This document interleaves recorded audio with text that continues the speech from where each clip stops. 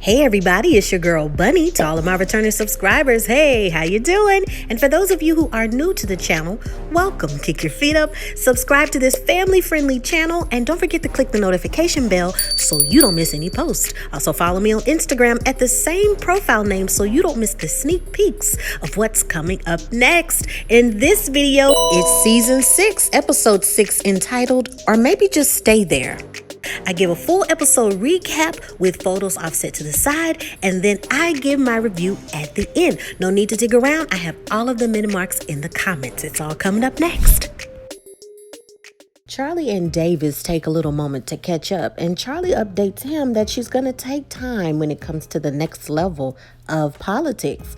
Davis wants to stay in shape because his new women's team has had several practices. They're amazing 2 months before their first game. Before they get off the phone, they do some last-minute flirting. The ladies enjoy some pamper me time, and they speak about how they need to arrange and schedule to make sure that they pamper themselves. They then tease Charley because all she's been talking about the entire time is Davis, and she explains that this time everything is different when it comes to their relationship. Everything is on reset. There's not that much pressure to be perfect. This time she feels like she can let loose and actually enjoy her relationship. When she was in college, there was just so much going on and everything was a mess. Charley then gets an important text and she apologizes that she has to leave so quickly. Ralph and Darla enjoy a much needed getaway and take a moment to rest.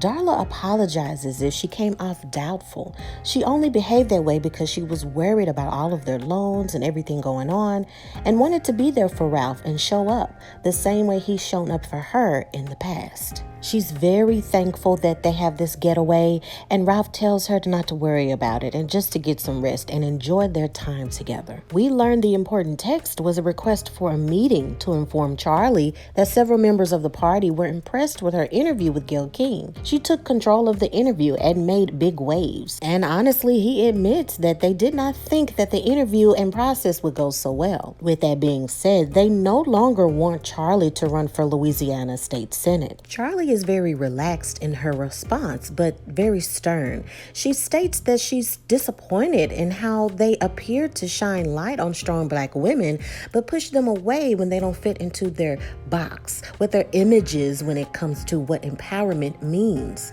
She says that she took control of the interview, and it was her way of gaining her power and her voice. She stands firm in everything that she stated during the interview. He clarifies that they don't want her to run for Louisiana State Senate, but rather run for the United States Congress 2022. Nova talks to Liza from True Papers to validate information concerning an editor's column. She also tells her that she's going to take the rest of the weekend off, and Liza congratulates her for taking a breather. After the call ends, Nova lays down for a quick nap. Later on, she's awakened to crashes at the door. She's in a hazy state of sleep and shock, but calmly raises her hands and states her name, that she's the owner of the home, has no weapons, and why have they entered her home. A cop says they have a warrant to search the property for narcotics. The cops make a mess of her home, throwing items around very loosely, looking for any and everything. One cop even throws down an article and steps on it on the ground. At gunpoint, a cop states that all he sees in her home is liberal trash. Then a cop roughly holding her takes her outside of her home. The front door is damaged from the cops breaking in, and her home is left a mess. The cop presses questions about how long has she lived at the residence. When she's resistant to answer, the cop holding her hits her in her back. She responds that she's been there for 13 months. He's baffled about how she can afford such a home like the one she has. He tells her that she's getting rich from the movement. Nova defends herself and says that she has a New York Times bestseller. She does speaking engagements, and her website gets over 2 million impressions a month. Micah and his friend talk about how wonderful it is to finally see a movie and have some sense of normality. His friend has to leave soon to meet up with a date, and Micah is curious to know their name and details. Prosper is getting better with therapy, and his nurse and Billie cheer him on. Billie has to run some errands and suggests that on her way back, she can pick up some dinner for her and Prosper so they can have some father-daughter time. And he loves the idea. Hollywood takes Gabriel to get a haircut, and in the midst of good conversation, the barber pulls Hollywood discreetly to the side to let him know that the sheriff was in there not too long ago looking for Ralph Angel because he had some questions about a buddy of his, and he was going to come back to talk to Hollywood. It's all on Hollywood's face that his suspicions about Ralph Angel's friend are coming true. While Darla rests, Ralph Angel takes a phone call from Hollywood. Wood lets him know that he found out that his friend Theo was arrested. Enforcement came by questioning the barbers and the customers about his friend. Hollywood makes it plain that he covered for Ralph, but he's not covering for Theo. Wood is upset that now that whatever they have going on, that it's now mixed up with his real spot location. Hollywood wants Ralph to be honest and just admit to anything that they've done that may possibly come back to hit everybody in the face. Ralph says that he only did a job with him and that was it. Ralph doesn't want Wood to get worried and says that he'll handle everything when he gets back home. Gabriel is very excited to show off his new haircut to his mom. She lets him know that the quicker he can get cleaned up, the faster he can enjoy some pie. Gabe rushes upstairs, and Celine is very grateful to Hollywood for everything he's doing to help Gabriel have fun and boost his confidence. When Hollywood tries to hug her to say goodbye, she's so intrigued she leans in to kiss him, but Hollywood backs away and says, "No, hell no." He reminds her that she has someone wonderful in her life, Vi. She tries to apologize to Hollywood, but he's very upset, telling her that she's out of line. She runs off with embarrassment. Dominic returns home inquiring about what's going on, and the cops raise their weapons, saying that the matter doesn't concern him. Dominic says that what's done in his community is his business. He says he's gonna record some things and reaches to his phone, but the police officers react, slamming Nova and Dominic to the ground. Nova starts to cry, but Dominic tells her not to cry, to stay strong, and don't give them the power. Don't allow them to take control of who she is. At this point, more neighbors are starting to record on their phones, and cops notice. There's whispers among the cops, and they tell Dominic and Nova to then sit up. Hollywood returns home, and Vi can see the saddened look on his face. He has trouble trying to find the words to tell Vi, but says there's no good way to say it. Celine tried to kiss me. Vi, the woman, has issues. Vi is obviously heartbroken and is disappointed after all the good she did for Celine and her son. Vi does question, though, how she got that close to him in the first place, but Hollywood clarifies. She leaned into a place where she wasn't wanted or invited. Vi trusts everything that Hollywood is saying. It says that they should just go ahead and just head over to Prosper's. But first, they gotta make a quick stop. Charley makes a visit to the park to think and enjoy some fresh air. She makes a call to Davis just as he was about to call her. She's in New Orleans because of a meeting with reps, and she'll explain the details later. She's in the same park where they had their very in-depth conversation a while ago. She asked if he can visit, but he's too busy and can't make it out, and maybe she can come visit him instead. He loves his new coaching job, but expresses that he wishes they were together. They both agree that they have a lot of career decisions to make, but they want to make everything work out together. Micah plays some cards with the fellas, and Isaiah arrives a little bit later. A player has to leave and invites Isaiah to take his spot. Someone makes a comment about how Isaiah is soft and he can take a loss in this game. And oh wow, look at the partners putting down their matching cards. They're amazing partners. It's obvious of his intentions with the comments, but Micah is kind of shocked and surprised that he's saying such things. Isaiah then defends himself, making comments back about how when he comes on campus, all of the girls run because of his hairline. The jokes start to come along and everybody at the table relaxes with the tension. Vi finds out from the motel office that Celine and Gabriel are gone. The manager said that they just took off. Now Vi is worried. Celine doesn't have much money and she can't use her credit card because then her husband will know where she is.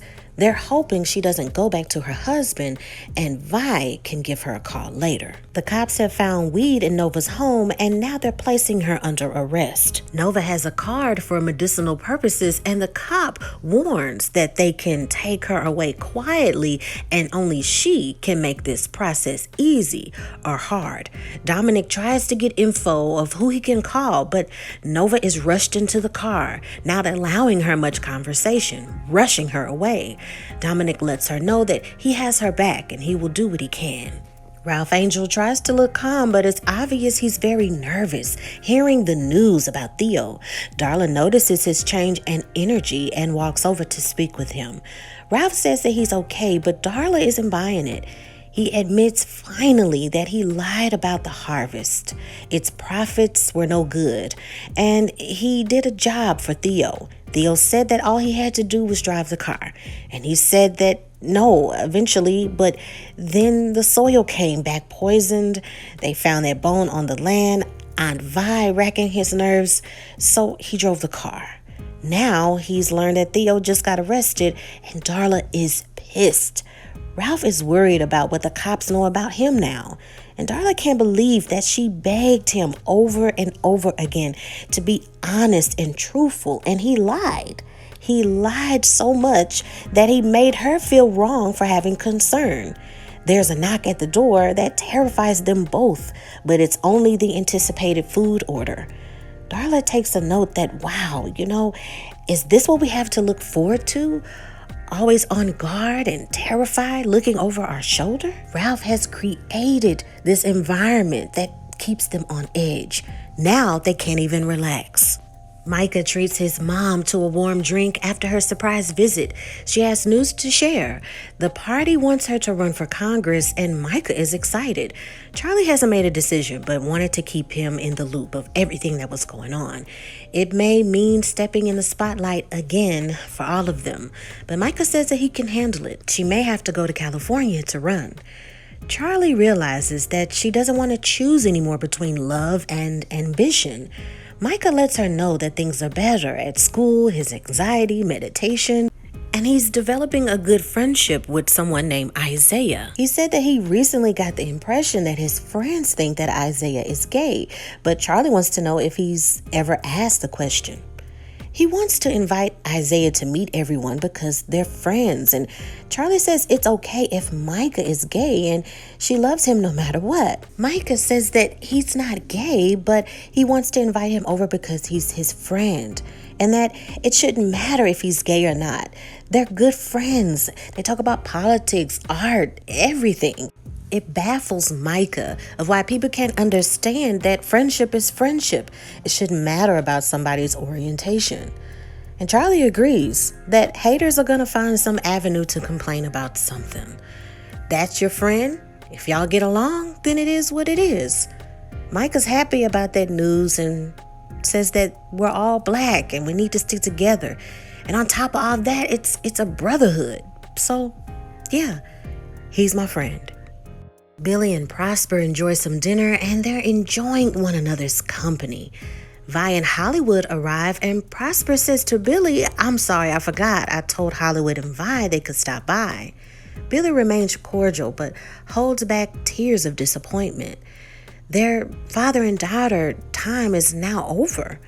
Hollywood notices that this table is set for two and asks if they're interrupting anything, but Prosper says no, they were just finishing up something, which adds the final knife to the heart for Billy, and we can see it all over her face. Billy says that her and her dad were finally spending some quality time with one another, and Vi takes offense. But Billy insists that they stay and have their pie. Vi says that she's had it up to here with Billy's disrespect, and Billy has finally had enough. Billy says that for over 20 years, she has allowed Vi to paint herself as the only victim. Jimmy Dale hurt her too. A grown man tried to force himself on her, and when she tried to reach out for help, she was treated like trash. He spread rumors about her, and she was a child. She deserved for the adults in her life to believe her and protect her. She tells Vi, "Look, I understand at the time that you were hurt because you felt that you were getting cheated on, But did she ever take the time to ask her, a child, if it was true? Billie is so heartbroken and sad. She's on the verge of tears and leaves. Vi tries to catch up with her and talk to her, but Hollywood grabs her arm to stop and tells Prosper that it's time for them to leave. And Prosper is left alone in silence to deal with his thoughts and mistakes as a father. Later on that night, Charley bumps into Billie at the local bar and asks if everything is okay. Charley says that Prosper is the one that actually asked her to find Billie because he was worried. But Billie doesn't believe such things. Charley wants her to know that she's strong, and running away doesn't really display everything that she's been through. She's strong. Charley knows the experience. Running and trying to hide from the pain and secrets, it never works. Eventually, everything comes back to the surface. And Billie says, yeah, Vi is the person who brought that to the surface. Charley agrees and says, look, Vi is wrong about a lot of stuff, and she has to deal with her own pains, just like everybody else. She also tells Billie that you did well for yourself in Chicago. You raised 2 beautiful children. You're fierce, strong, educated, a good mother, daughter, and survivor. While Nova is in custody, she prays to God to cover her, give her strength and resilience. A cop asks if she's ready to talk, and she's been in there for 4 hours. Within those 4 hours, he's come in at least every 30 minutes. That's interrogation tactics 101. Every hour they keep her detained is unlawful and costs the taxpayers thousands of dollars. That's, of course, when she sues. The quarter ounce they found on her is a misdemeanor, and normally she would have been ticketed or paid a fine. But as she said before, she had that weed for medicinal purposes, and she has a card to show that. And he's aware of that card because that information was kept by the weed. It's harassment and it's abuse. Nova demands to be released now. He opens the door and allows her to walk out. When outside, Nova takes a deep breath, thanking God in relief. Dominic then runs up to her and gives her a big hug. He waited in the parking lot the entire time she was detained, and he tells her, I told you that I would be there and that I would do what I could. And that is the end of the episode.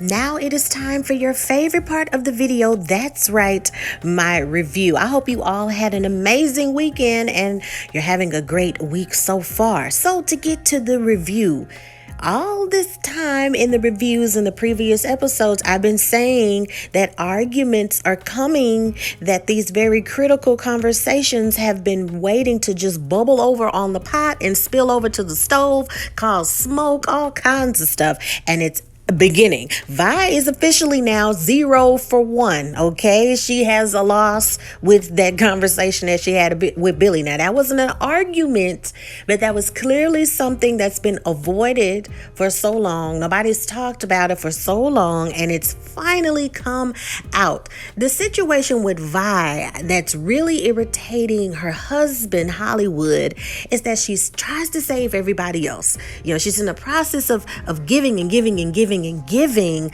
but not thinking about the issues that she needs to take care of at home, the traumas that she has, that how she has a good relationship with her husband, but there's a lot of underlying issues that they still haven't talked about. If you're new to the channel, I mentioned in a lot of the reviews before that there's a lot of bullet points of conversations that they haven't really talked about. She hasn't opened up about the loss of a child. She hasn't really opened up and made herself vulnerable when having those conversations about trauma. She's told him about the abuse. He's been involved in seeing Jimmy Dale face to face and confronting him, but they really haven't had those conversations. She did kind of, sprinkle on the topic about them not having a child or not having children, But that was as far as it went. Hollywood said, hey, legacy isn't about children and having kids. I'm fine, yada, yada, yada. But they didn't have that really difficult conversation. They've only kind of hop, skipped, and jumped over a lot of critical things. Also, the topic about him postponing a lot of his plans, a lot of his dreams, a lot of his aspirations with career, times where he postponed spending time with his mother and helped Vi instead. A lot he's sacrificed, and the audience can't forget that. You have to remember that. And if you forgot that, all that's gonna bubble over in the conversation about a lot of arguments. There's gonna be a hot argument.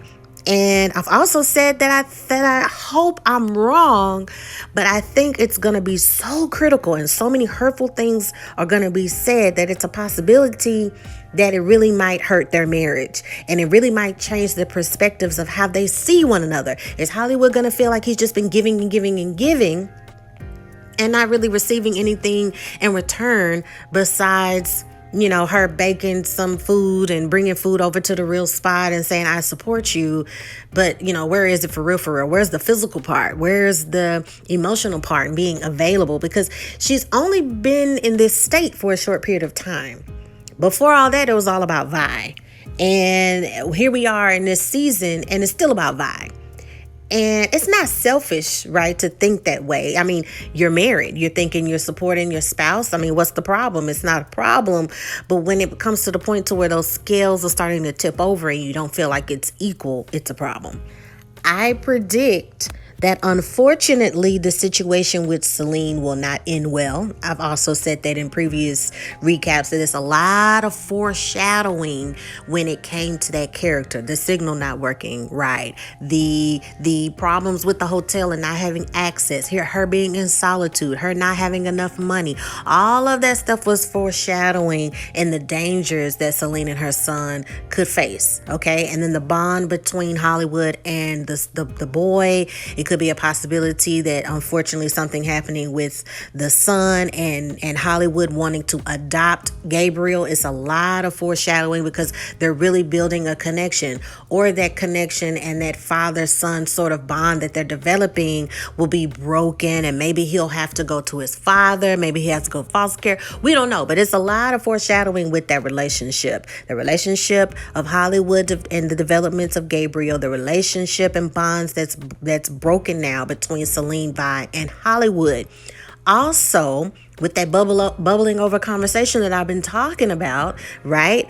Will they start to blame each other if something happens to Celine? It's very highly likely with the way that Vi, the character, behaves, that she'll possibly really, really, really be upset at the fact that Hollywood mentioned that to her, causing her, quote unquote, to run away. And then Hollywood being upset and saying, okay, well, I told you the truth. Was I supposed to keep that from you? Was it supposed to be kept from me like you kept her a secret and you lied behind my back? Trust me, that argument is going to be it's gonna be like a championship. It's gonna be like pay-per-view. Okay, it's gonna be the worst. And that other argument that still need to pop off face to face between Ralph and Vi. She got a lot of arguments and a lot of stuff she got to look in the mirror about. And I mean, that's with the writing. It's showing that you're trying to fix people. You're trying to do all this stuff. But when you keep putting, stuff that's personal under the rug and you're not addressing it, it's going to come back and backfire no matter how perfect you're being seen by the rest of the neighborhood, right? Because the whole town probably thinks that she's just this amazing angel that feeds everybody and takes care of everybody. And of course, that's going to come to the light. Well, dang, you taking care of everybody, but girl, you ain't taking care of your own home. Oh, it's coming. So was I wrong about the character Dominic, or was I? It's this caring person. I'm here. Oh, I'm blah blah blah, and it seems like this connection, but I still plant my feet firmly in what I'm guessing. He's still suspicious to me. I still don't trust this character, even with all this stuff that we saw in this episode. How did they know to drop by? Where did the warrant come from? How did they know about the weed? Okay, he the only one that's been dropping by with the weed. Okay, I still don't trust this character. Okay, if you do disagree with me, that's cool. Read too many mystery novels. I've seen too many mystery series. He's very suspicious. His character popped out of nowhere. Okay, I've been saying this in the, the recaps. He asked a whole bunch of questions. Okay, yeah, and I think it's this image that's being painted to let Nova come closer and closer together with him. I wonder if Nova will share home camera footage of everything that happened. If her home camera footage is deleted and gone, I won't be surprised either. But if she does have that footage of everything that happened, because remember in the last episode, she got professional camera installation, put in all around the house and in the back. So hopefully she has that camera footage. If it disappears, I won't be surprised. If she has it, it would be very dumb not to share it on her True Papers platform, or at least on the website. And I hope she sues the city. I hope she sues the police department. I hope she takes it to another level when it becomes federal, because it was harassment, it was this, it was that. And also keep in mind, in the scene where the officer drops the article on the paper, I do not think that was on accident. I think with body cam footage and all this other stuff, that he could have leaned over and got snippets of the article to get details about what her next article is going to be about. Because remember, she did give it to Liza to make the editor's column, but we don't know what it's about. So they could be stepping in trying to see what she's writing about and use the marijuana thing to, get this quote unquote warrant to barge into her house, because I'm really curious about who made the warrant and who sent it through. That's what's another important thing. Ralph Angel is now getting on my nerves. My booski, my chocolate thing, he getting on my nerves now with all the lying and saying, baby, it's okay, it's okay, it's okay. And I could see how Darla was just so like, okay, about listening to Ralph, looking into those eyes and looking at that beard. And she was like, okay, baby, I believe you. But, Darla ain't no fool. She knew she had to have a plan B, because she just like, I'm getting hypnotized by these pretty brown eyes and I don't know what to do. And, now the truth comes out. But it's like, Ralph, why are you doing all this lying? Now you may have your wife, out there with the baby and everything, and you in jail. Why are you doing all that? Okay, he's starting to get on my nerves, y'all. Now that Billie has let everything out about what happened with Jimmy Dale and all this other stuff, and Prosper just sitting there looking crazy, like, oh my goodness, I didn't know what that really happened kind of thing. We got that argument coming, because I said in the last episode that apology he gave was cool, but we still need to talk about why you didn't talk to me as a dad, okay, and why you felt some type of way, and why you had this certain viewpoint of how perfect I was supposed to be, and then I went away and you really didn't care. They got to talk about that. Okay, so he's not off the hook, because he's what we know is Prosper and being just a great person. He's been all up with the Borderlones, with them kicking it, right? But, things with his daughter is messed up. You know what I mean? And the Borderlones have been encouraging him to get that relationship straight. He's like, I'm going to do it. I'm going to do it. Meanwhile, eating cakes and pies and calling prize pies. Like, really, Prosper? It just goes to show, the writing is showing that, man, you may have this perception of somebody that's just great and perfect, and oh my goodness, their life must be great and their relationships must be awesome, but you never know what somebody's going through, or you never know their backstory when it comes to the true colors and intentions of people. So that argument's coming soon. So Micah and his friends. So I just, I gotta give myself a pat on the back, and I want you to hear the pat. I want you to hear that, because I did mention in the last review about this character and Micah and what the writers were doing. I said one of two things were happening, okay, that they were going to introduce or talk about homophobia, stigmas, certain things that are perceived about certain people, and they did just that, okay? The audience, okay, of this show of Queen Sugar has been acting a straight donkey. Everybody was just so upset. They better not write it that Micah gay. I'ma be mad. They never mentioned that before. Why they mentioning it now? And that's not his character and all this other stuff. And when you are thinking those things, okay, and you're wondering about that, you have to ask yourself, why are you so upset? Why are you so upset? I get the argument that, okay, this character has been one way this whole time and now they're just going to throw that at us like what? I get that.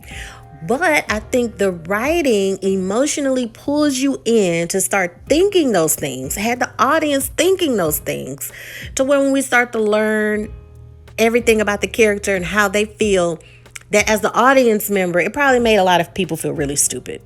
Probably made people feel really, really dumb as how all of that energy into thinking those things and wondering about the character was just a waste of time and getting so upset. Because for one, it's a character, okay? Two, it's okay. Okay, if it was, just breathe. Okay, breathe, hold your mule, okay, hold your chest, clutch your pearls. It's not that serious. This was a really, really good monologue because what it did was it shined light on those stigmas, on the quote-unquote accepted stuff that a lot of people say behind closed doors about other people. Okay, hence the card game and the friend. Oh, yeah, he's soft. Isaiah, he's soft. And oh, y'all partners and all this other stuff. When Micah, it kind of dawned on him, like, he's telling his mama, look, okay, I'm not gay. Okay, I'm just letting you know that. What I'm saying is, he's telling his mom, what I'm saying is that I'm letting you know now. It's already kind of, people are already thinking he gay. I'm letting you know this is my friend, despite if he is gay. And I'm inviting him over, and I want to invite him over because we friends. We have good conversation. We hang out. We help each other. We're in a brotherhood together. We Black. We share a lot of the same experiences. So why should that stop Isaiah from being my friend? And I can only imagine how many people in real life have, ended relationships or stopped the development of a relationship because they were worried about what other people would say. They were worried about what other people may think they were. And it makes perfect sense. It's amazing writing and it's very thought-provoking. And I like that they introduced that and I hope it gets a lot of discussions going. And like Charley said, as a mother, if they're good friends and he's a good friend and that's a good friend, friends are hard to come by, don't lose that friendship because of who he is or whatever. And it's good. I give you a perfect example. I'll use myself as an example, right? I grew up having several friends that were men. I feel comfortable having friends that are men, right? But the code is like majority of the time when those guy friends get married, your relationship is done. It's dead. Like their wife is not going to understand that that's your friend, okay? So it ends, okay? And these are friendships I'm talking about. I've known these guys since, childhood. But when they get married, it's done, all right? So anywho, while in college, I had a lot of friends that were male because I have an older brother. I feel more comfortable, talking to guys. Guys are more chill, more laid back. And I grew up not being around many women. So I just felt very comfortable. So my point is, when I was in college, I had a lot of guys that were men. I had a lot of friends that were guys. So, some of my friends that were girls would say, you sure do hang a lot around the dudes. Everybody gonna think you blank. Somebody that sleep around a lot, right? And I was like, I don't care. I don't care what people are saying. These are my friends. And, I kind of had that connection in some way with what was happening with this episode because I have amazing friendships and I wasn't going to end those friendships because of what other people might say about me. And I have friends who are homosexual, and it didn't once dawn in my mind, let me stop talking to them and be friends with them because they're gay, because I don't want other people thinking I'm gay. You have to be, like I said in the last review, comfortable enough in your sexuality and who you are as a person and your beliefs and your morals not to care about what other people say. Because if they're bold enough, they'll just come up and ask you, right? Or they'll inquire about it. It's none of their business. But it's making the point, like Charley said, okay, well, have you asked him? Have you whatever? The frat brothers and this other guy said that was insinuating that he was, is he? It was just kind of like Micah that was the last thing he was thinking about. That was the last thing that was on his mind.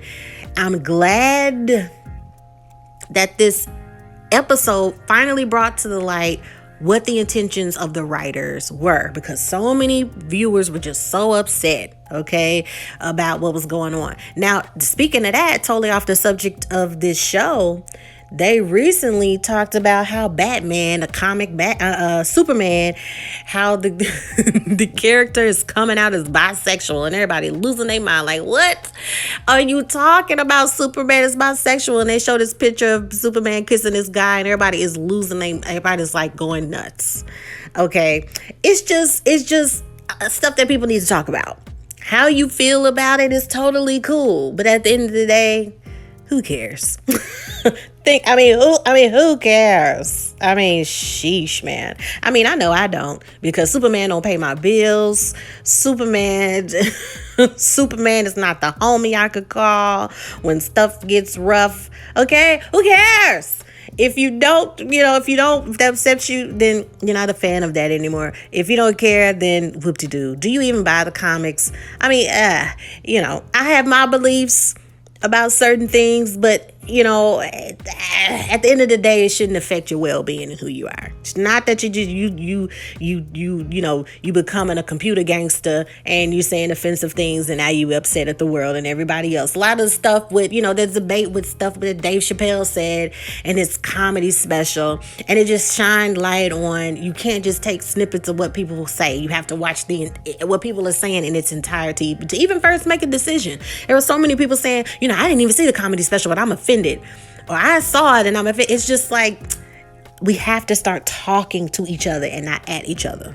You get what I'm saying? So whatever your beliefs are, communication is key. You have to talk about those things, and this season is showing that. Communication. What are you doing with your life? How are you making your mental health better? Everything. Now let's talk about the final topic and we out of here. Now, when it comes to Nova's situation and the police brutality and the harassment and all of the stuff that's happening, it's exhausting to watch, because you think about all of the stuff that happened in 2020 and all the stuff that's still happening. And that's on purpose. I think the writers are doing that on purpose. It's draining. It's emotionally exhausting to watch. We saw it with the drive that they had. We saw it with Nova's characters dealing with it, trying to get justice, shine light on justice, and all of this stuff is going on. It should be exhausting to watch. And you know what? For people who don't understand that, it's also exhausting to live it every day. And it just reminds us that this is something that's been never ending, and the characters going through it, and us having an emotional connection with the character reminds us that there's still so much progression that needs to be done. There's so many things that needs to be, the light needs to be shined upon. And it's just so true. So many things need to change. And it, once again, bringing forth encouraging conversation. So many things to dissect in this episode, in this entire season. And I just want this family to just be okay. You know what I'm saying? It's good times. It's Queen Good Times Sugar. Oh my goodness. It's something. Ooh, Lord. Can they just catch a break? It's at times where I'm like, Ralph, do you just want to sell the farm and just live in Hawaii somewhere, or just kick it? Like, oh my God. Just be like, Daddy, you tried with this land. Can you sell it and be a millionaire and just flip a bird to the word? Just say, forget it, I tried. It's like, dang, sometimes you gotta say, look, I came, I saw, I didn't conquer. How about we just chill, all right? We just stop in the name of love. Let me know what you think. Subscribe. Oh my goodness. Like this video. Please share with family and friends. Get to talking. Spread the word about this channel. In the meantime, take care of yourself and each other. I got so much going on. You need to watch Wu-Tang and American Saga. You need to watch that playlist. We got the final season of Insecure coming. Are you ready? I got stuff in the playlist if you haven't been watching, so you can, join in, in the conversations at the end. Like you've been watching all these years. You can just binge watch, get all the important information, and be through. We also have Queens starring Brandy Norwood and several others that's this month as well. And we have the returning reality show, the reality dating show, Ready to Love. If you haven't watched that previous season, make sure you catch that in the pinned comment as well and binge watch. I have been right about every season, y'all. I have been winning. So that's why you need to make sure that you stay on this channel so I can let you know what I think about this season as well. Until next time, take care of yourself and each other. Bye.